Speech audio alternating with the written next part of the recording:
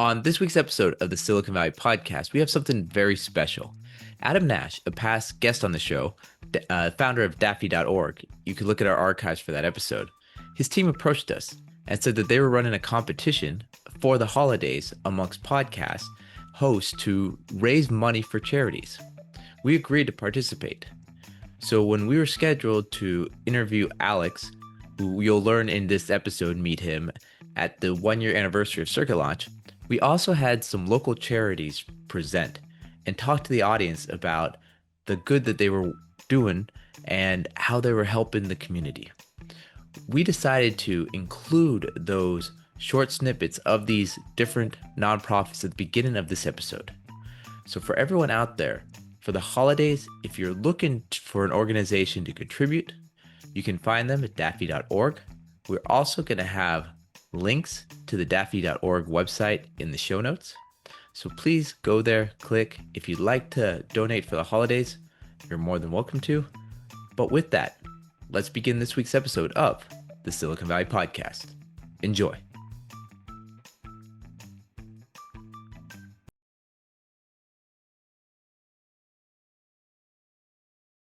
Hi, everybody. Thanks for having me here today.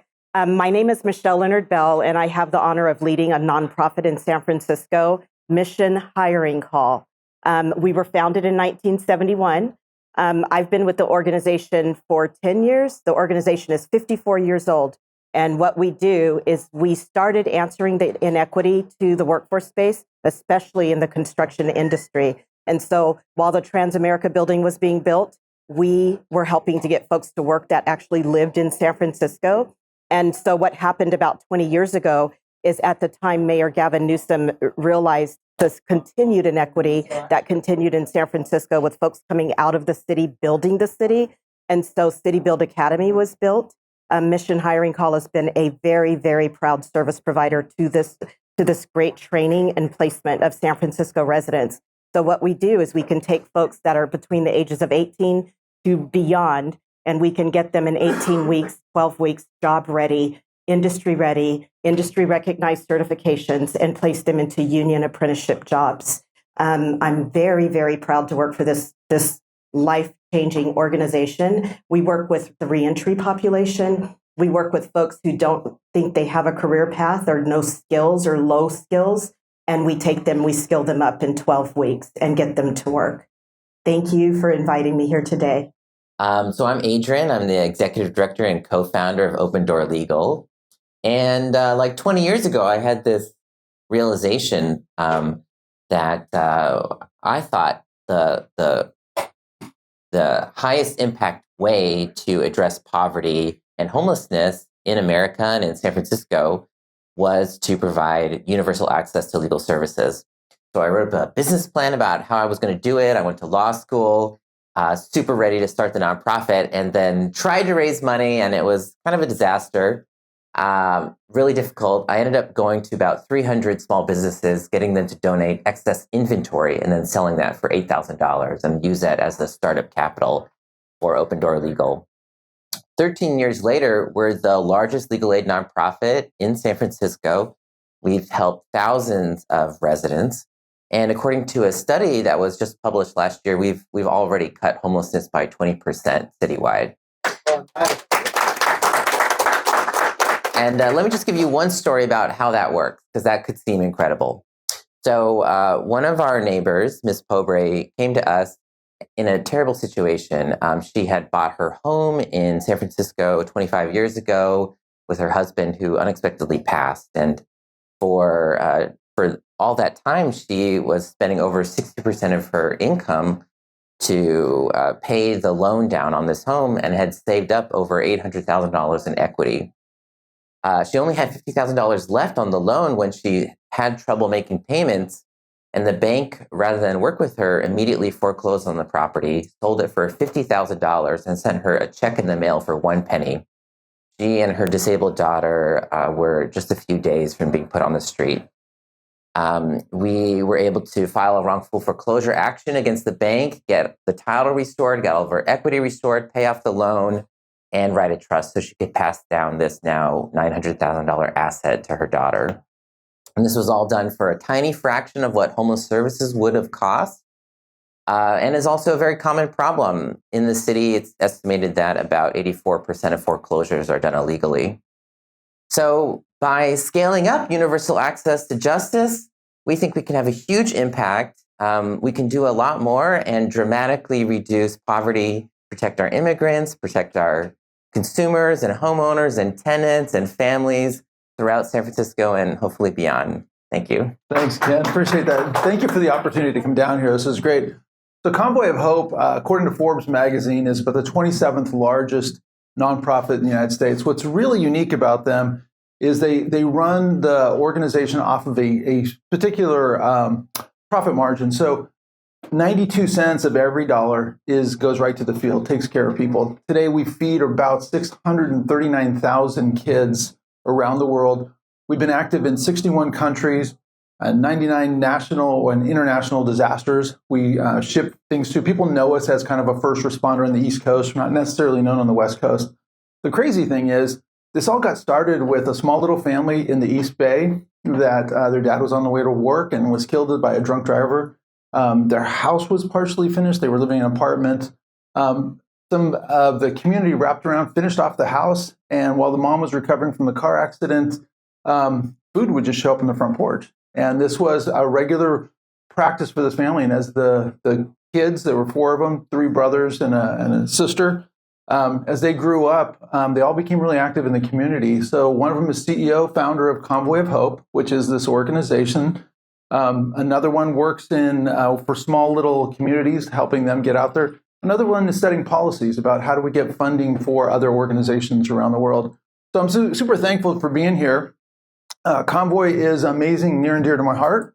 I married the only good-looking member of the family. So the other 3 brothers aren't so great looking, but they're good hearts. But I am part of the conversation, and we'd love to be able to do more. Here in the U.S., we bring in food when people are needed. We have a warehouse up in Sacramento, about 70,000 square feet, 700,000 square feet of food. All of it donated. None of it is purchased. It's the way that we can actually do that. And out in the Midwest, in Springfield, Missouri, we've got what we call the mother of all warehouses, and it has food that serves international and domestic around the United States. So events like this help us raise funds, give awareness. We run the whole program off of volunteers. We always are looking for community support, and we're looking for more involvement. So we're super thankful for that, and thank you for inviting us down here.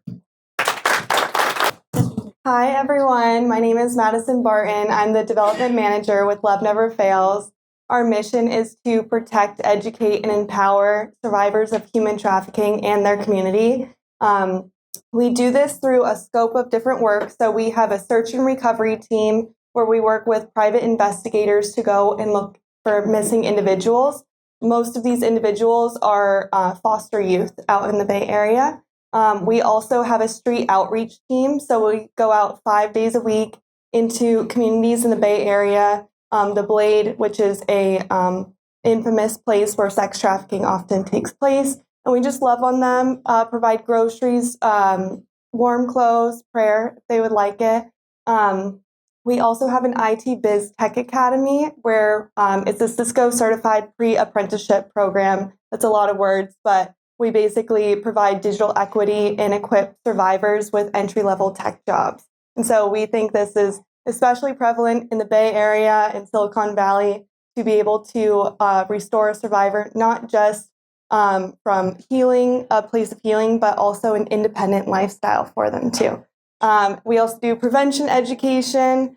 We go out to high schools and talk to government officials, police officers, and equip them with the right tactics to be able to address survivors out in the community. And then, of course, advocacy. So most recently, we were co-sponsors of AB 379, which made it illegal for people to purchase 15 to 17-year-olds in California, which surprisingly was not something that was done before. So we have a whole scope of work, but I would say we're most proud of our 7 safe houses that we have. We have a re-entry house for men coming back from serving time in prison. and just get them back on their feet. We have a pay home, transitional age youth house for 15 to 17-year-olds. And then we also have a few women's houses all throughout the Bay Area where we serve and provide wraparound restoration, trauma-informed services for women experiencing domestic violence or human trafficking. So I would say our greatest need right now, like many nonprofits here, is there's just been a lot of cuts in funding. We recently lost $100,000 in funding. And so especially coming up with big sporting events like Super Bowl and the World Cup in our homes, we need these funds more than ever. We're already operating on limited resources. And so to be able to have an event like this and be seen and raise awareness of human trafficking in our community here, it means so much. And if you have the capacity to give in any way, it's always appreciated. Thank you. All right. Alex, I mean, just to begin, before diving into the difficult questions, let's just hear a little bit of your background, a little bit of your career up to this point, a little bit about why we're all here today at Circuit Launch for the 1-year anniversary in the Mountain View location. Right. So I had a little bit weird background. So all I wanted to become in life was an electronic engineer. But I ended up moving to the United States to do classical ballet. I know that ballet does not look like today, but at some point I could wear tights and take my shirt off. Doesn't work anymore though. So I was very shy. And so I went to a technical engineering high school, like a mechanical engineering high school. And in that school, they had like a theater program. So I started doing theater. And within the theater, they said, well, you're kind of like weird, so maybe we should do dance. So I was like, oh, why not, right? So do classical ballet. So I started doing that. And eventually I got a scholarship to go to law school. And I went to law school. Then I dropped out of law school because I got a scholarship in a private school in Connecticut to do classical ballet here in the United States. So I moved here, did that for a couple of years, realized I was never going to be good enough to make any money. Really? With all these scholarships? Yeah, private schools. But, so it turned out as a male, all you have to do is pose and carry people around. So instead of going to the gym, you just carry women around. So pretty good gig. So I did that for a couple of years, realized I was never going to be good enough to make enough money, and then drop out. And then someone said, well, there's this place in the United States, it's called the Silicon Valley. And there, all the streets are made out of gold. And all the trees, flowers are $100 bills. And I'm like, I'll say no more. I'm going to go into this place. So I moved to the Valley with this idea of building a company, which failed. And then I ended up just staying here. So, and that goes through like a whole rabbit hole. I became homeless in San Francisco, made good money in the real estate crisis at the time, then joined the U.S. Army as a watercraft engineer, got out of the Army, started like 3 or 4 companies, did not work out. One did, then ended up finding an empty building, result of the 2008 crisis in Oakland. And I knew the owners, like, maybe we should build something here because all I wanted to become life was electronic engineer. And that's how it started. Wait. This is Yeah, right. This might be the craziest journey I've heard. Right. Ballet, Right. professional, scholarship for dancing, Right. military, Right. homeless, Right. real estate, Right. and now robotics. That's correct. I started with robotics though. Robotics, how I started. I started as a tech, a nerd type of thing. This was just all in between. Okay. So tell me about the origin. So you found a building, you opened up a robotics location. That was in Oakland. How'd you even go about doing that? I mean, you just don't randomly get a building and have all these robotic engineers there. No, so the building was empty. It was a result of 2008 crisis. It was empty for over 10 years. And then the idea was that, well, there's got to be a place where mechatronic engineers need to work. And if you don't know what mechatronic is, mechanic, electric, electronic, computer engineer, AI, and all within the same category. If you want to become Iron Man, Tony Stark is a mechatronic engineer. So then I said, well, maybe we can do something here. Let's bring the community and try to figure out something. So we started as a kind of co-working space / maker space, and we evolved to something that we call co-factoring. Co-factoring is a space where you're going to do your prototype and your first few hundred pieces. And that's kind of a big goal that we're going to do right now. Wait a second with that. So, I mean, incubators are notorious for being difficult to run and actually even break even. Right. How did you have the background in everything you were doing to even, manage a location, figure out a business model, attract the clients, and then also I mean, design, because it's just not a place where people sit there and have a desk. You'd mentioned there's classes, there's courses, there's all this ecosystem that's built around it. Tell us how you're able to do that. Took 8 years though. So 8 years was not something that we just didn't come up with an idea. So that's what we're gonna do. And actual fact right there, Eric in the back, Eric Katz started with us. We started together at the beginning. He's the one that kind of orchestrated the first deal with the landlord. Stop, Eric. Eric's a maker in the community and has been around for long. Take a seat. Come on, don't stand there. Come on, everyone. There's empty chairs. He's in real estate today. So Eric had a little bit background in real estate, and our partner, the building owner, Nicholas, who is the person that we met first, he's been doing this for 40 years. So, but first, we cut a deal, and then COVID happened. That almost destroyed the entire deal that we had to restructure this many times. I started this to become a tech company, but it only worked when I realized I'm a real estate company, not a tech company.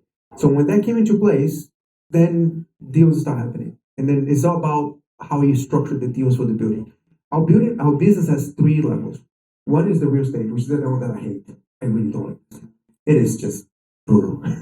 And you have to figure out how to get these buildings up. And then we realize that leasing doesn't work. You have to either work as an operator or you have to purchase the building.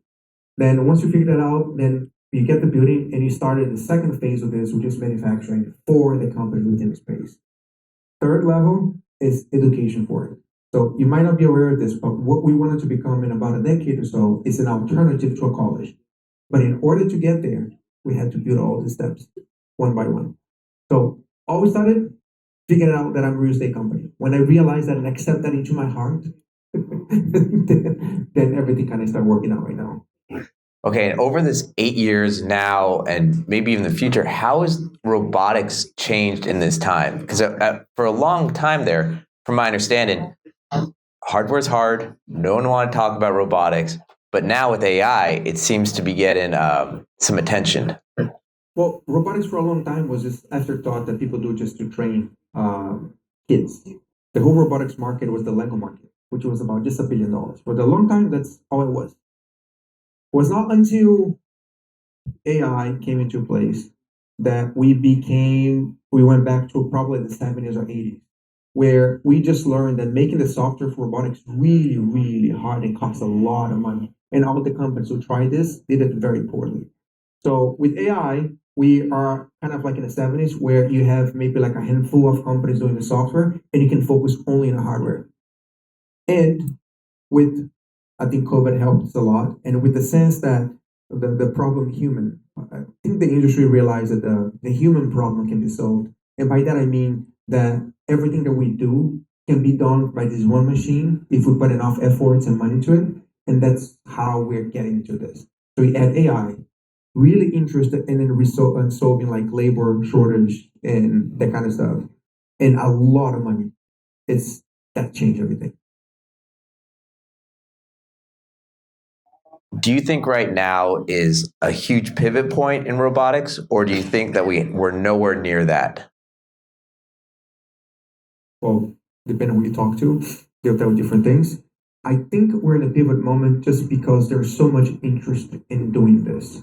There's so much belief that we can build this general purpose robot that can do everything that a human can. Because for a long time it was just, it can be done, it's too hard, hardware is hard and all that.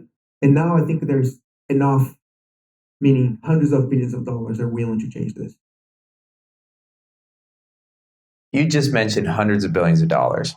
But from my understanding, at least, early stage companies are always struggling to find capital to start their projects. Is there a lot of activity in the VC space and the angel community for robotic startups? Or how do they go about in the early days funding the ideas that they want to create? There's much less funding for this than there is for software. At least this was the truth until about 18 months ago. Because what happened was now is that a lot of investors believe that software is going to go to zero. And they're trying to find new models that are more defensible, that they can put the money, that they can perhaps have a bigger outcome of that one. So with the belief that most softwares, because AI is going to kill all of them, there's a lot of money flown, not only into money, professionals from the software industry come into robotics. There's quite a few, I'd say half of the people in this building right now came from the software side and then decided that they wanted to do robotics, like quit the jobs just to do robotics. I mean, if that's the case, if there's this huge switch right now from software to hardware, what are the new skills or how do they make that switch?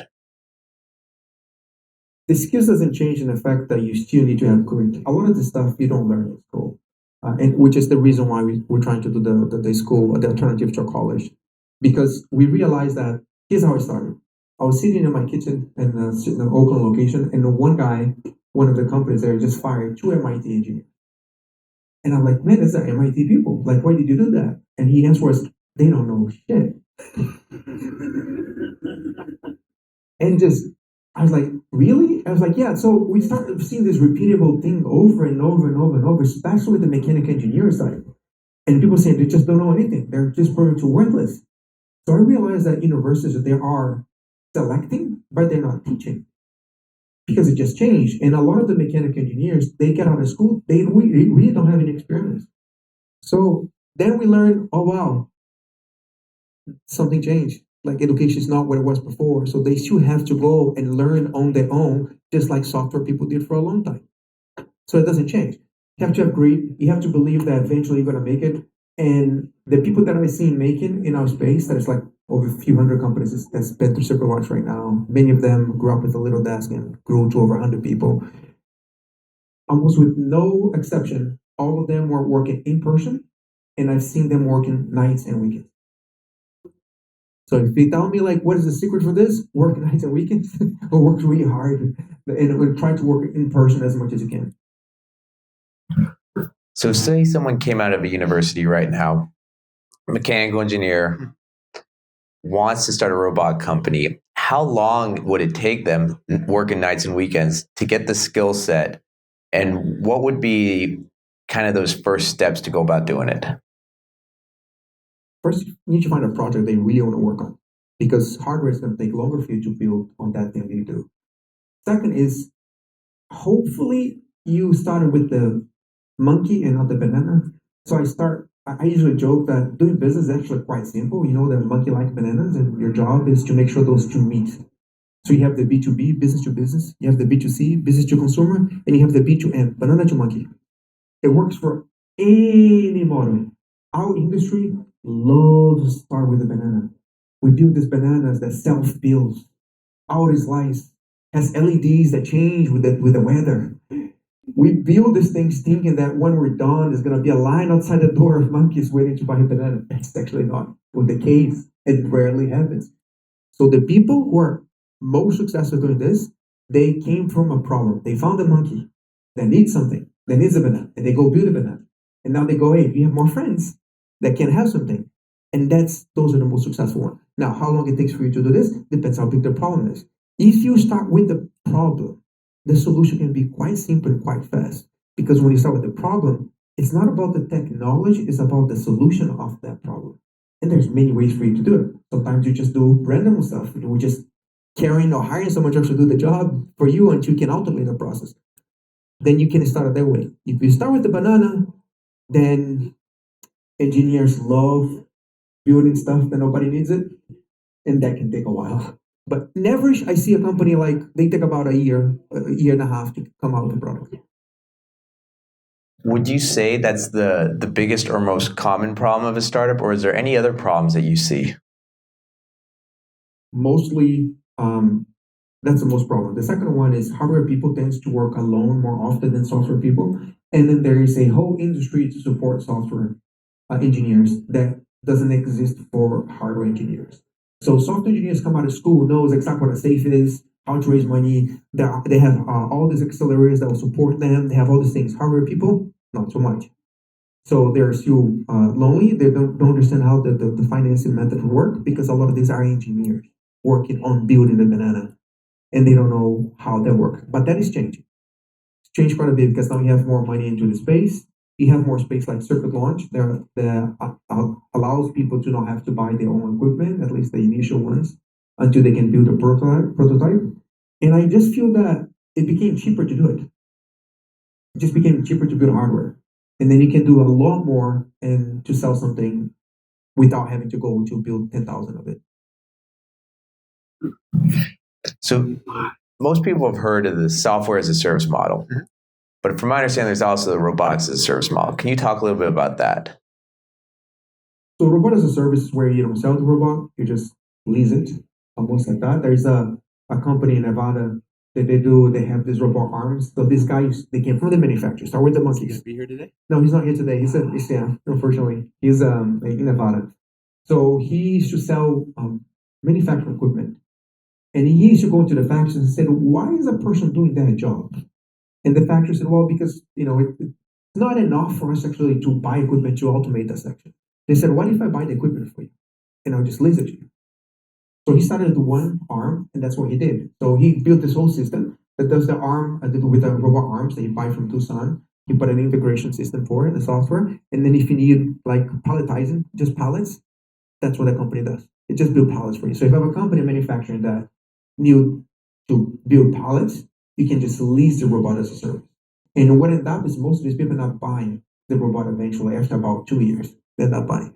So when you're building hardware, it is so expensive to keep maintaining that product that you just sold that it's much more lucrative for you just to lease it.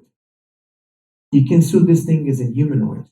Humanoids are complicated and people should not be messing with them. There's complicated software systems, so you don't want people tinkering with this. So if people buy, they say, well, now I can do whatever I want, right? Bad idea for the most part. So leasing allows me to say, kind of still own this, and I can still improving this product and get a revenue method, which is software people can raise a lot of money on it. So question there, these either robotics as a service companies or these startups looking to raise capital from VCs or the whole ecosystem, going back to software SaaS, you'll hear lifetime value to CAC, or cost per acquiring customer. You'll hear net promoter score, you'll hear churn, you'll hear all these metrics. What are the metrics for robotics companies? I am in a startup ecosystem. And in a startup ecosystem, the metrics should be the following. Can you build it? At what cost? Those are the two questions that you have to answer. Like investors, the reason why they have such a hard time investing in hardware is because they cannot find people who can answer those two questions for them. And software is very easy for you to evaluate and say, yeah, they can be built. I have no question. So it's actually three. Can it be built? Can it be built by your team? And at what cost? Because if you know those three and you can explain to investors those three, that person can make some calculations to say, well, I think we can sell this, or if this is a lease, I can calculate and see. I can go and explain to my partners how this works. So the metric should be those three. When does the conversation of, well, this robot that you built for this price, we want to build 100 of them. What would scaling it look like? What would the assembly line look like? When does that conversation come in with the company? It should not come until you have a few customers. And this is not a problem with the startup ecosystem because there's not that many ways for you to build this. So you go to the factories and you start thinking about mass manufacturing from the beginning. That's a very bad mistake because chances are that your product are not going to be made tens of thousands of units. Most of them will not. And the question is, do you need to make 10,000 of them? But when you go to a factory, the factory needs to explain that. Like they need to know those because it's the only way they're going to make money is that they make tens of thousands of pieces. So that conversation ruins this entire thing. It should not be about that. It should be similar to software. Show me that you can build this. Show me that you can build a few of them. Then show me that you can sell them. That's more important. And even like whatever you have right now, can you sell them? Can you get some customers? Then, only then, you go talk about making hundreds of thousands or whatever, 10,000 of units, even 1,000 units. You shouldn't come until, I'll say, right into Series C.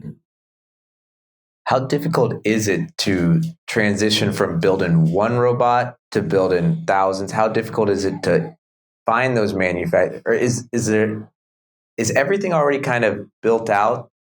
And once you get things going, you're on this path of success, or are you finding that path as your company's growing? It's actually very easy to find companies and factories and agents that are willing to work with you, but that is a very bad idea.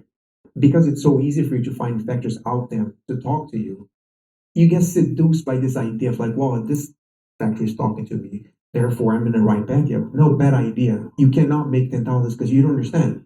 Like you don't understand what your product can do or cannot do. So you need to start with one, then build 5, then build 10, and then eventually, now which called design for manufacturing, and then only then you're gonna start thinking about how this work if we make 10,000. I don't think a company, this is my personal opinion on this, should be building hardware products thinking if I made 10,000 of this. So in 2025, how challenging is it to build a robot? It is challenge, but it's the best time ever. Never been so easy to build hardware. It's never been so cheap to do it. And yes, it's still hard. It's still harder than software, but it has never been this much traction on it. It's especially now with we're about to walk into text to product or text to CAD type of AIs where you can just imagine a product and then automatically gives you a CAD, all the parts numbers, all the pieces that you need. For the audience, what is CAD? So, well, CAD is like when you build something in a computer that can the 3D modeling that will show someone how to build it. So when you're doing CAD, usually you're doing like you design it and you show all the parts, all how the screws going in, how all the pieces come together, and then you can send it to someone to make it for you. Usually, so it's design, it's 3D design. That's what CAD is. So you're saying we're at that point where you'll just use regular language. The AI will create the diagrams that will then be cut out by the machines and assembled and probably even give you feedback. I suggest this with your design. This is not going to fit. This is a good idea. Or, I mean, how much interaction will there be? We are almost there. We're not there yet, but we're almost there. I think we're about maybe like 36 months to get to that phase. But you can design stuff, don't quite work yet, and then you can transform those into a 3D modeling and then brain something, for example. But the language models don't quite understand the engineering yet. But this is about 36 months, 48 months to get there. How hard is it for a hardware company to become a unicorn? Very hard. Very hard. And mostly because you're talking about making physical things that cost a lot of money. And every time when you do that, you have to keep parts and inventory and all of that. And becoming a $1 billion company in that sense, it's very difficult. With that being said, though, the companies who make it up there, they are in a very, very defensible industry because it's so hard to get there. So companies who can get about $100 million in revenue, for example, they are very interesting acquisitions because it's so hard to compete with them. And that is why we see a lot of software investors coming into the hardware space because it became so easy to compete in software. If everybody can build a software just by saying to the machine to build it for me, what is the obstacle to compete? Where does IP, patents, and that play with building a hardware product? So in software and hardware, in software for startups, usually we say, okay, you can file a patent for your software, but can you defend it? You know, usually to defend an IP and a patent lawsuit is going to cost you $200,000, $300,000. Can you defend it? So in software, we say, do not worry about it, at least at the beginning. It's not worth for you to be spending the time. In hardware, although I am very much against people spending time on filing patents, a lot of portfolios are bought on the patent that you file. So it becomes important for you to do it. I still think you should start with the monkey first. Sell something and then do the IP. But it becomes more important because when you sell your company, that's pretty much where a lot of investors and companies are trying to buy. It's the IP. Where in software, not so much. Doesn't matter.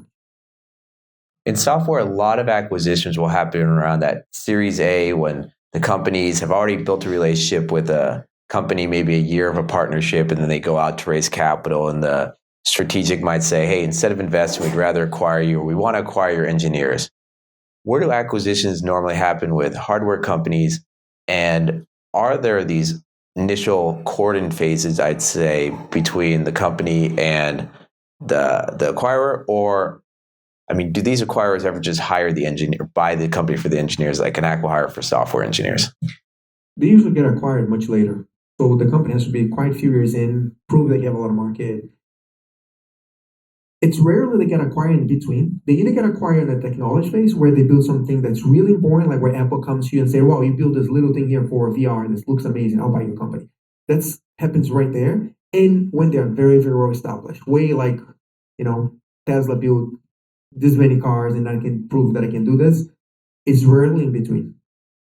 It's rarely on the growth phase where you're like between 30 to 100 million now. Between 30 to 50 to 80 million, I think. Before opening up questions for the audience, so hopefully everyone here has a question or two that you've been wanting to ask this whole time. How do you see the landscape? How do you see robotics change in the way we live, change in how we interact, or just our day-to-days in the next, say, 5-10 years? I would say the most important, and some people are going to argue with me on this. Some people are very against or they don't believe the general purpose robot. So the difference between two major developments that we have right now is the single purpose robot or general purpose robot. The difference between those two is that in a factory, you have a machine that just turns, the leads of the can all day long. That's a single purpose machine. It does one thing. And then the industry right now is thinking, well, I think we can build something that does what a human does. It doesn't need to be exactly better than we do, but if they can do it, and then I think that's the only product that we need. So there's enough companies right now that believe that a humanoid can be the biggest product that ever existed. Elon Musk goes into the same category, which is pretty much hasn't talked about anything about that in the last 6 months, other than just humanoids. So he believes, the market's about 3 per person. And then there's a lot of people that are into this mentality right now that if you can build something that can do everything we can, this is game over for pretty much any other product because you can have this one thing. That's why One X announcement a couple of weeks ago was so relevant because it was the first time that a company said, I have, for those who don't know, One X Robotics, they were based at Circuit Launch since 2018. So we're the launch pad for them when they came from Norway here, and they've been there since they announced the investment from OpenAI. So One X a couple weeks ago launched a ad saying now we can sell your robot, not deliverable yet, but probably by next year, where you can either buy it for $20,000 or rent it or lease it for $500 a month. That was the first time that a company said, we are secure enough now that we believe we can put this in your home. So is it going to be great? I doubt it. But this is the worst version that ever would be. This is the worst. It's only going to get better. So if we can actually build a humanoid that can do stuff that we can do, it is pretty much the holy grail of any hardware product that can be built up to this point. Yes, you're still going to have single purpose machine up to then. But right now, the biggest product that people are looking for to build is the humanoid. There's pretty much a company born every single week now building humanoids. Do you have any other successes that have come out of Circuit Launch that you'd like to mention or stories that you could share? One X is one of them. Starting which is they just graduated out of Circuit Launch, which is they got an investment from Hitachi. They build this technology that allows you to verify the properties of a material with using plasma, so you don't have to destroy the material. That's one of those companies that probably get acquired on either at the beginning or at the very, very end, and maybe they have 100 customers. That's it. And they did an amazing job. There's a company came out of there that built a 3D printer that prints blood vessels. And then last month, they were able to implant one of those vessels in a pig, and it worked. I think that's freaking amazing. It was built by one guy. One guy built the printers, sold the printers to the Mayo Clinic, and then he ended up building the lab that builds the biomaterials to build the vessels. There's some other companies that I cannot talk about it. There's one that's getting a lot of traction. It's called Maverick Bio. They found a bacteria that would eat into core rocks to extract aluminum and I think copper or something like that, or lithium aluminum. And then they just figured out that the same thing can actually use to extract oil. So I introduced them to a friend of mine in the oil industry, and he said, Alex, my friends all are invested. And they just raised, I guess, 30 million or something like that because they're all in the oil industry. They realized, I think we can use this to extract oil. That's crazy. All right, we got some time. Open up for the audience.